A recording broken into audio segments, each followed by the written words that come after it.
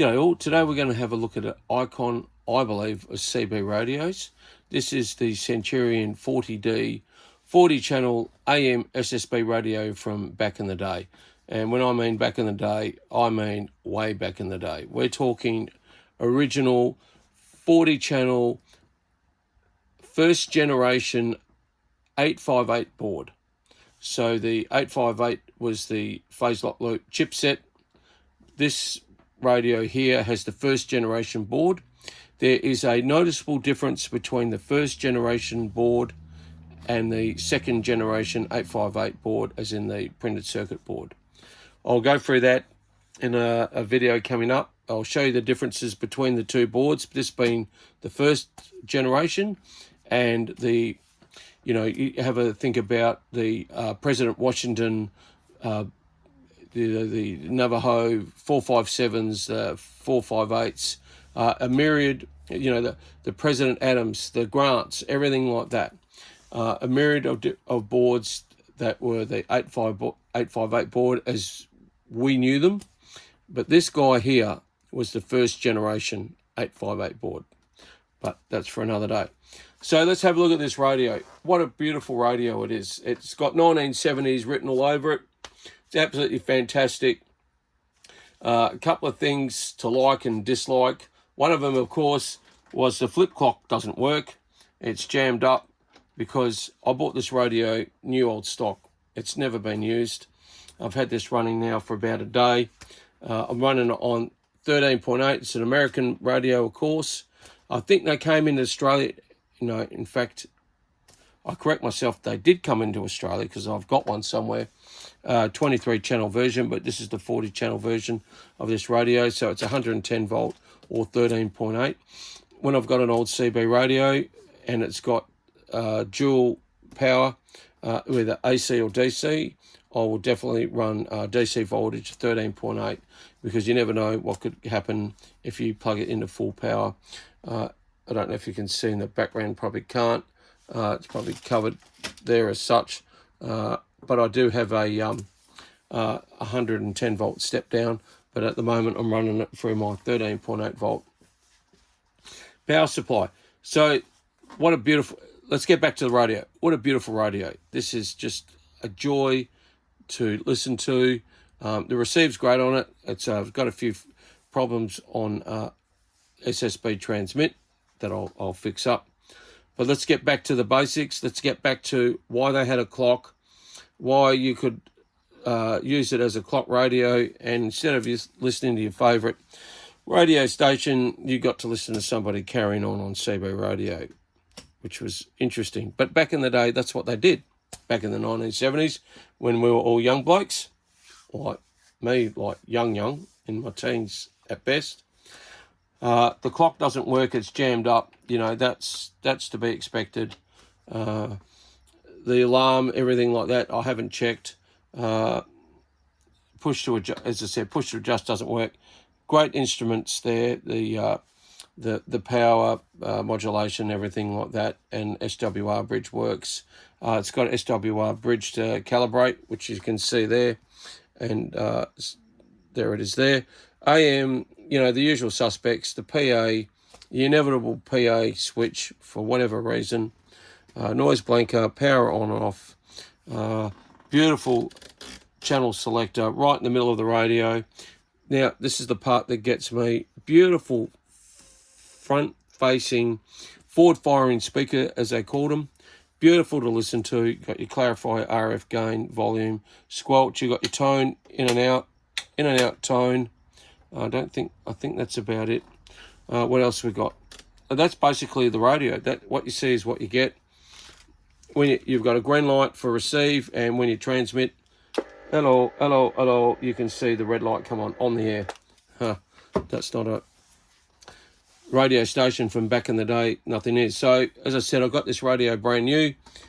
Here's the instruction manual. It is brand new. Just got it out of its bag. It's been sitting around. This radio was sealed up. So this radio has been sitting in its box since, I'd say, either 1976 to 1978, first generation. We've got the mic holder. We've got a really nice Courier sticker, never been used, obviously. We've got the schematic, which will come in handy. What else we got? Courier authorized service centers, and we can see some of them there: Colorado, Delaware, Idaho, Illinois, Georgia, obviously all American, Minnesota, Maryland, Missouri, Maine. Even in Australia, these are household names. Montana, Nebraska. These are household names in Australia. Most Australians would know most American suburbs or states, but it'd be interesting to see if most Americans knew most Australian states. I don't think they would. What else have we got in here? This is all came with the radio as such. Federal Class D stations, citizen band service, operating rules revision. I don't know what it's about. Okay, we got, you got your license form from the FCC. There it is there. Pretty interesting. Obviously obsolete. Nobody cares anymore. We got a register here. As I said, wow.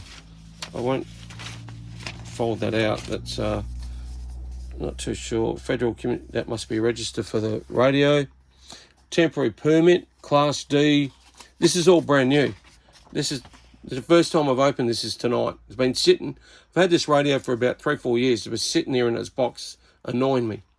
Temporary permit, Class D, citizens radio station. I am at least 18 years of age. I am not a representative of a foreign government. Oh, good one. I've applied for a Class D citizens station license. $4 filing fee, $4. I wouldn't even get a can of Coke at a survey these days. The Federal Communications Radio Rules and Regulations, April 1976. Wow. Let's have a quick breeze through that. Oh yeah, the fine print. Yada, yada, yada. Nobody cares. Yep, whatever. Okay. Wow, look at this guy. Federal Communications Commission. I'm sure everyone is aware of who they are.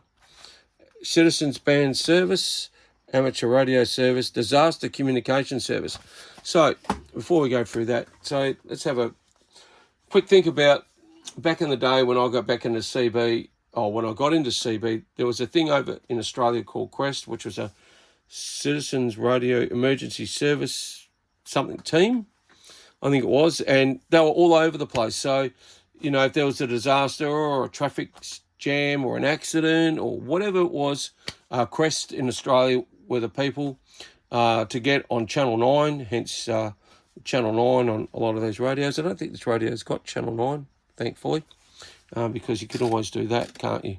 Channel 9, not too hard. So Channel 9 in Australia was left alone for emergency bits and pieces. In America, I know it was huge, and it still is huge in America, but not so much in Australia.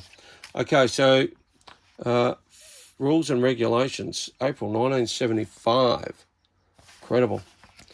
As you can see, it's emergency assistance to motorist use. In America, they did it really well, and they still do it really well. Where ham radio, amateur radio, obviously, I would expect CB radio is given some sort of priority when it comes to natural disasters, assistance, everything like that. Here in Australia, it's basically laughed at. We don't have that type of recognition or credibility for whatever reason, which is a bit of a shame. But I have noticed in the latest ACMA documentation, as we move towards a class license in February 2024, that there may be some sort of recognition in regards to amateur radio in Australia being recognised for emergency communications. So that's basically the radio. There's not much to tell about it.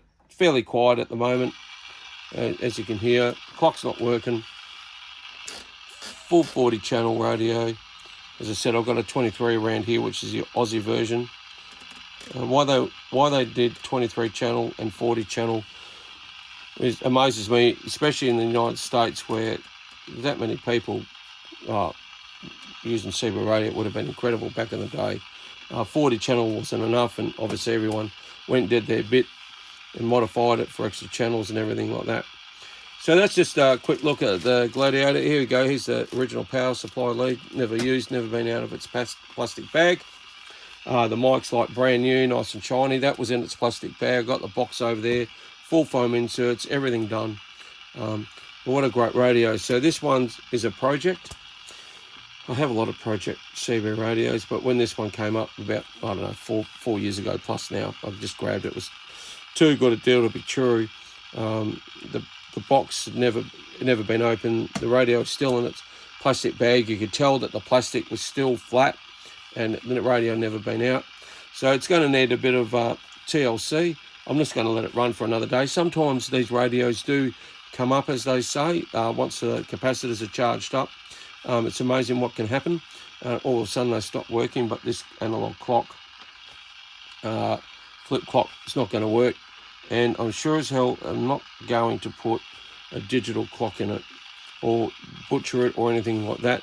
I can fix that. There's ways to fix it. Not a problem at all. As I said, it's been sitting around for, since 1976. Wow, that's a long time ago.